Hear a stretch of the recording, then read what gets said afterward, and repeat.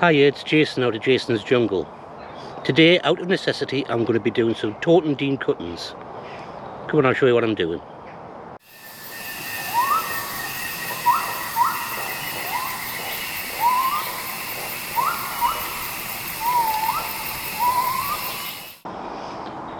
This is my Taunton patch. Now the Taunton plant, which is a perennial kale, I planted originally down here.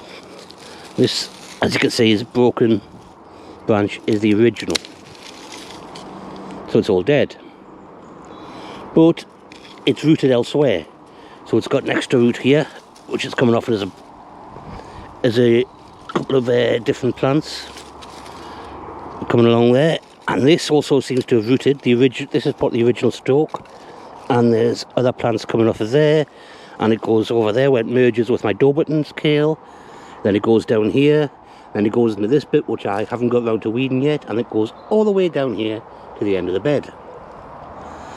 Now, because it'll root along its stems, where a stem dies, it might have roots further along, and then be living from that point on. And that's meant when I've pulled up a dead stick, sometimes there's been some living stuff on it.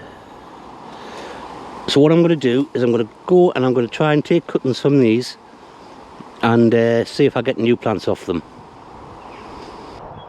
Oh, it's too warm in that polytunnel, so I'm going to sit outside on the path and I'll show you what I'm doing with this. So here we go.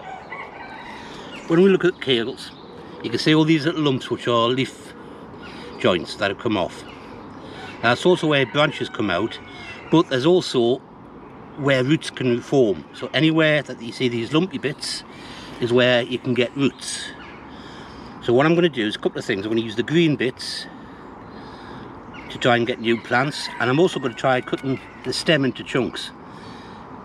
Yeah, so what I'll do, first of all, I'll use a clean cut every time, because I want, that looks a bit dead, so there we go, fresh green wood. So I'll do about 6 inches long and pop them into water, making sure I put them the right way up so that the bottom is at the bottom. Same here, I'll cut this bit off and I'll pop this in 6 inches long. So this is just plain water, that's just so that it sticks to the hormone. And with these bits, what I'm going to do is I'm going to pull that off so I get a heel, and in there should be the parts that will turn into roots. So I'll do that with all of these. I'll do it in batches. Just keep pulling them off, and I'll take the leaves off when I come to put them in the pot. I'll start off with that many because I can't fit too much in the glass. So I've got some organic rooting powder, which has things like, let's see, where's the ingredients? It doesn't say. It doesn't tell you what's in, but they usually got things like seaweed and that type of stuff.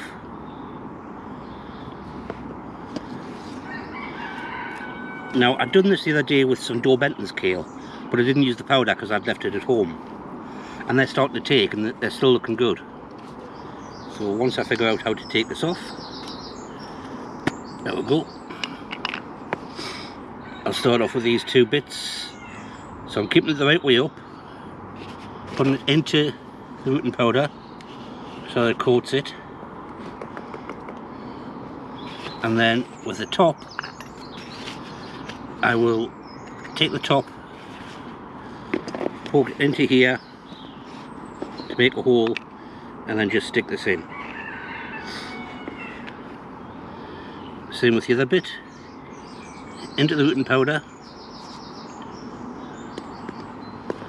double hole, and then in with the cutting. So we'll get quite a few of those little nodes underneath. With the green bits, let's get one that's been sitting under the water for a while. I take off all the extra leaves because you don't want it losing water. because it hasn't got a root system to be able to supply it with water. So you take off as much of the leaves as you can, and I'll leave that tiny leaf in the growth point. Then into the rooting hormone, dibble a hole, come on, there we go, and just pop this into the hole and press it in. So again, take off the extra leaf,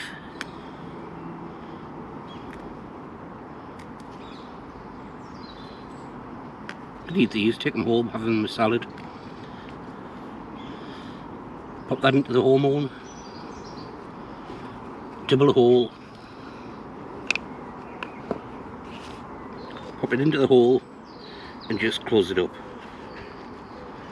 So I'll get on doing that and I'll show you how many I've done. So I've got a few pots of cuttings there.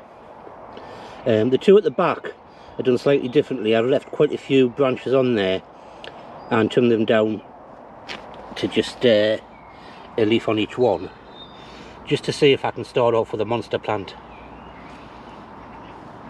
from the beginning. But the rest of them are either bare twigs or just down to one leaf. And these two at the front, these are some cuttings I took of Dorbiton's kale about a week ago. I took these all the same down to one leaf, and as you see, they've grown a few leaves. They're nice and healthy. They don't seem to have died off. So that's about, what, 16 plants there. No idea where I'm going to put them, but could be 16 more perennial kales, which would be nice because they're lovely and sweet. So that could be an entire garden's worth of perennial kale. I'm not sure I like kale that much, but it is nice. Okay, if you've liked this, click like, leave a comment, share with your mates, leave a comment if you didn't like it, tell us why, and I will see you on the next video.